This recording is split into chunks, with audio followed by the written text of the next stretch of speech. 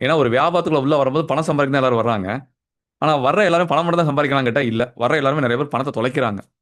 அப்ப பணம் சம்பாதிக்கிறத விட பணத்தை தொலைக்காம இருக்கிறது தான் ஒரு வியாபாரிக்கு அழகு, புத்திசாலித்தனம், சாமர்த்தியம். அதுவும் பெரிய காமெடி என்னன்னா, இன்னைக்கு நிறைய பேர் பணத்தை இழக்கிறது வெளிநாட்டுல இருக்க வெள்ளக்காரன்ட்ட யாரும் ஏமாறது இல்ல. இங்க இருக்க கொள்ளக்காரன்ட்ட ஏமாந்துடுறாங்க. ட்ரெய்னிங்ங்கிற பேர்ல ட்ரெய்னர்ஸ் நிறைய பேர் என்ன பண்றாங்க? வெப்சைட் போட்டு தரேன் காசை கொடு, ஐயு கூட எடுத்துறேன் காசை கொடு, உங்களுக்கு ஜிஎஸ்டி எடுத்துறேன் காசை கொடு, அளவு தாண்டி போட்டு கூட்டு போறேன் காசை கொடு, நானே பையர் பிடிச்சறேன் காசை கொடு, நானே சப்ளையர் இருக்கேன் காசை கொடு, எனக்கு ஒரு ஆர்டர் இருக்கு, கிறிஸ்மஸ் ஆர்டர் இருக்கு, நீ என்கிட்ட வா, சும்மா ஜாயின்ட் வெஞ்சரை ஜாயின் பண்ணிக்க, நான் சப்போர்ட் பண்றேன்னு சொல்லி அப்படி காசை கொடு. இல்ல எதுவுமே வேண்டாம். இந்த இந்தியா மட்டும் அலிபாபால என்ன பண்றீங்க? ஒரு அமௌண்ட் இன்வெஸ்ட் பண்றீங்களா? இன்வெஸ்ட் பண்ணிட்டு அதுக்கு என்கொயரி வருதா, பையர் தரலாம் பாக்குறீங்களா?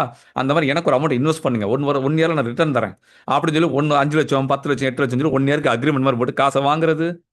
எக்கச்சக்க விஷயங்கள் பண்றாங்க. இதுல யார் மாட்டிக்கிற? அப்பாவி மக்கள். இந்த அப்பாவி மக்கள்ல யார் வரப்போற? படிக்காதவங்க, தினக்கூலிகள், திருநங்கை தோழிகள், படிச்சு முடிச்சுட்டு ஃப்ரெஷ்ஷா வரக்கூடிய ஸ்டூடெண்ட்ஸு, குடும்ப பெண்கள், ஹவுஸ் ஒய்ஃப்ஸு, வயசானவங்க, ரிட்டையர்மெண்ட் ஆனவங்க, அதெல்லாம் தாண்டி கனவுல சுமந்துட்டு வேலை தேடிக்கிட்டு இருக்க பசங்க, அதெல்லாம் விட இன்னும் காமெடி பார்த்தீங்கன்னா, படிச்ச பசங்க ஐடில இருக்காங்க. ஐடில இண்டஸ்ட்ரியில ஸ்கோப் இல்ல. ஒரு இண்டஸ்ட்ரியில ஸ்கோப் இல்லன்னு சொல்லிட்டு இன்னொரு ஸ்கோப்புக்கு மாறணும், இண்டஸ்ட்ரிக்குள்ள மாறணும்னு சொல்லி அப்படி வரக்கூடிய நபர்கள், இவங்க எல்லாரையுமே டார்கெட் பண்றாங்க.